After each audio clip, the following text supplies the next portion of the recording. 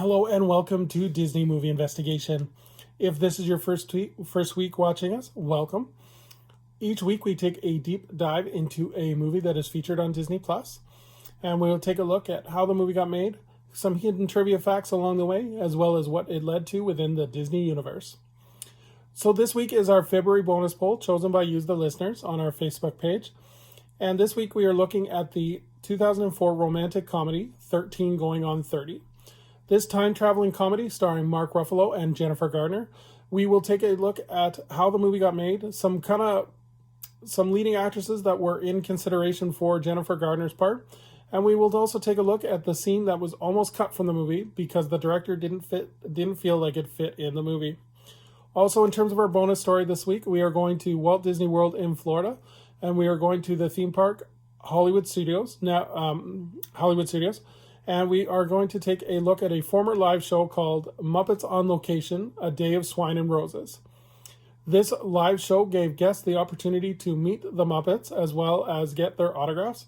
And we will take a look at how the show was, what the format was, as well as why it closed. So sit back and enjoy Disney Movie Investigation. And if you are enjoying these videos, I do ask that you hit that subscribe button. That way you'll never miss any one of our case files. So like I said, this week is 13 Going on 30. This movie premiered on April 23rd, 2004, and it was directed by Gary Winnick, and it was written by Kathy Yespa and Josh Goldsmith. This movie was distributed by Sony Pictures, and it had a budget of $37 million with a box office return of $96.5 million. So a huge success for them. In October 2002, Gary Winnick was announced that he was being considered to direct the movie 13 Going on 30. And then a quick turnaround on May 13, 2013, filming began in Los Angeles with other locations including New York and South Pasadena. Actresses that were considered for the main role, Jenna Rink, were Gwyneth Paltrow, Renee Zellweger, and Hilary Swank. Jennifer Garner was cast eventually in the lead at the studio's insistence, and this was shot during her break from her hit television show at the time, Alias. So let's take a look at the cast. So like we mentioned, Jennifer Garner is cast as Jenna Rink, Mark Ruffalo as Matt Flamham. We have Judy Greer as Lucy Weinman, Andy Serkis as Richard Nealon, Krista B. Allen as the young Jenna Rink, Sean Marquette as young Matt Flamham, Alexander Kyle as young Lucy Weinman. So the plot of this movie is that after a total humiliation at her 13th birthday party, Jenna Rink wants to just hide out until she's 30. Thanks to some wishing dust, Jenna's prayer has been answered. With a knockout body, a dream apartment, a fabulous wardrobe, an athletic boyfriend, a dream job, and superstars friends, this can't be a better life. Unfortunately, Jenna realizes that is not what she wanted. The only one that she needs is her childhood friend Matt, a boy that she thought destroyed her party. But when she finds him, he's grown up and not the same person that she knew. So this is a romantic comedy, and it's kind of, a lot of people compare it to the girls' version of Big.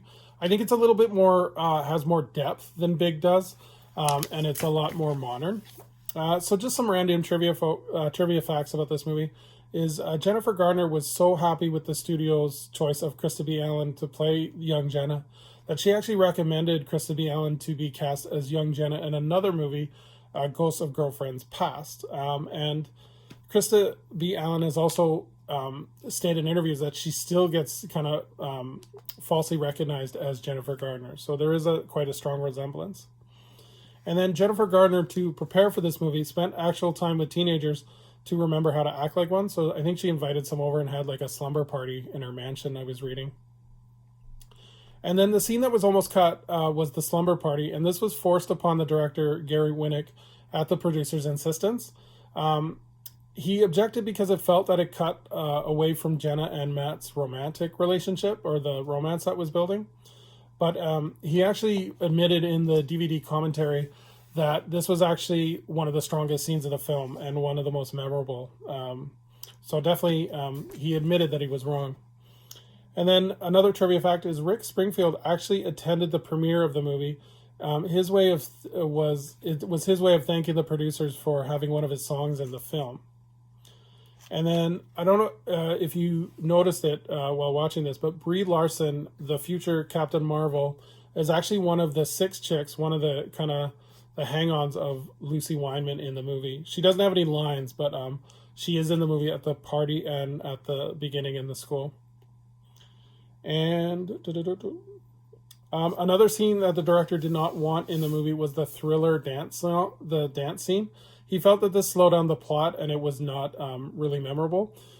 He was actually wrong during test screenings because it actually proved to be one of the most memorable scenes of the movie.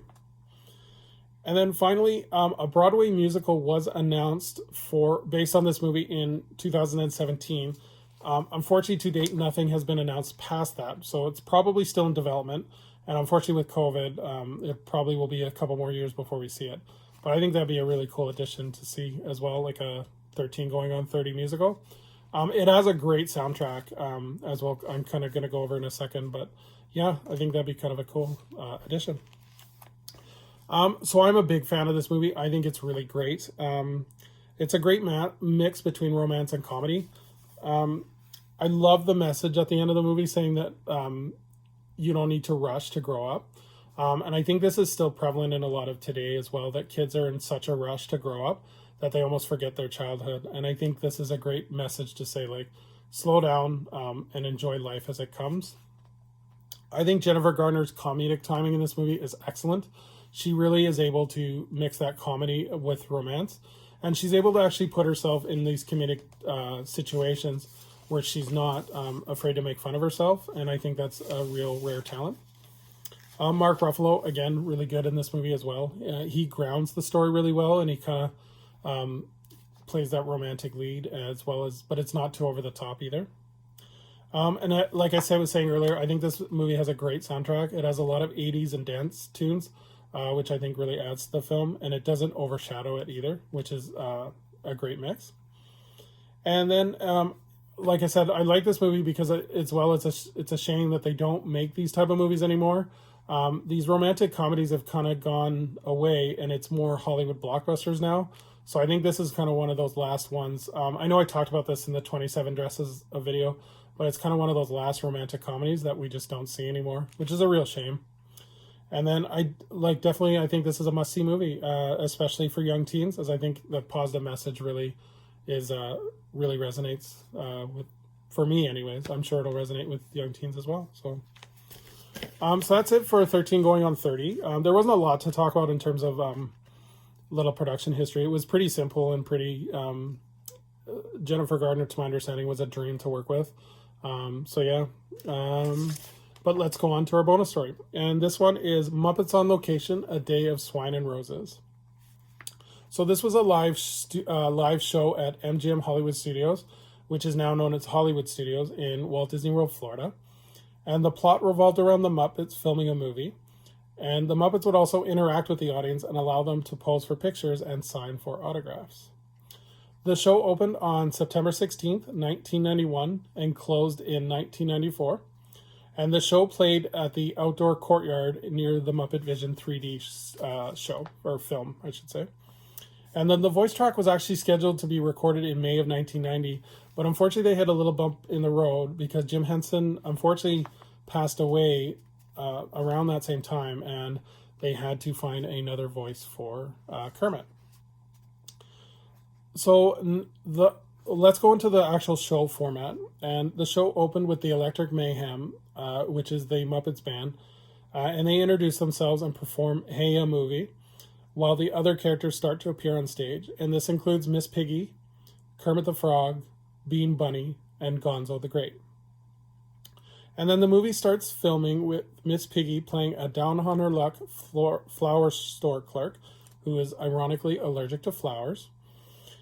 And then Miss Piggy breaks into a song of her own called Can't Help Lovin' Dat Man, and she does this with a kind of a comedy routine with associated props. And then this is where the show takes a break and the Muppets come down to sign autographs and pose for pictures. While this is going on, the Electric Mayhem actually plays several songs, with Dr. Teeth singing Great Balls of Fire, Floyd singing On the Road Again, Zoot playing a saxophone and playing yakety sax, and then Animal doing an emoted version of Feelings. And then as the autographs are coming to an end, Janice plays Ood La Di, Ooh La La, Ooh La Da, and the cast returns to the stage to resume filming. The cast then performs a medley of songs, including 42nd Street, Lullaby of Broadway, Happy Feet, and then the grand finale is Miss Piggy singing Everything Coming Up Roses. So this was actually a fairly popular show, and it played several times throughout the day. And it was one of the first opportunities to see the Muppets as walk-around characters. And this was around the time that Walt Disney, or the Walt Disney Company, and the Muppet Studio was trying to make a negotiation where Disney would buy the Muppets. So why did it close? So once Jim Henson passed away, unfortunately Disney did not have the full rights to the Muppet characters, and the only thing that they had the full rights to use was the Muppet Vision 3D show, or film, I should say. And then I believe this was a temporary show because of the original plan. I'm going to go into this in a future video, but the original plan for the Muppets in Walt Disney World was to actually have a full land called Muppet Studios, and this would incorporate kind of the full courtyard area that Muppet Vision 3D is in. And that didn't happen because once Jim Henson passed away, Disney was not able to secure the rights to Sesame Street, and that was a deal breaker for Disney, and they walked away from buying the Muppets. Disney would eventually acquire the rights to or own the Muppets, but that would not occur until 2004, and the enthusiasm for the Muppets had dropped significantly. So unfortunately, we never got to see the show come up again, and it is available on YouTube if you do want to see it in its entirety. And yeah, I think it was. I never saw it personally, but I've seen the YouTube videos, and I think it was a memorable show. So that's going to do it this week for Disney Movie Investigation. I please ask that you comment and let me know what your favorite scene is from 13 going on 30, as well as if you had seen the Muppets on Location, A Day of Swine and Roses. What was your favorite memory of it, or what do you remember most? And then for our next month's bonus poll, this is breaking news here. We are going to, since it's the month of March, we're going to do a musical March month. So the choices for this month's bonus poll are going to be The Wizard of Oz, Chicago, Mamma Mia, Moulin Rouge, and Across the Universe. So if you head over to our Facebook page, Disney Movie Investigation, you can cast your vote and to see which musical you want to see in our videos. And then this is a little bit of housekeeping, but I wanted to add that this week Disney Plus in Canada added the Disney Star selection. And this means that Disney added a ton of more movies to their service. So what I decided to do is incorporate these movies as well. And so I will alternate week to week doing one movie from Disney Plus and then one movie from Disney Star, and then back and forth between the two. And I'm still going to do the bonus polls as well.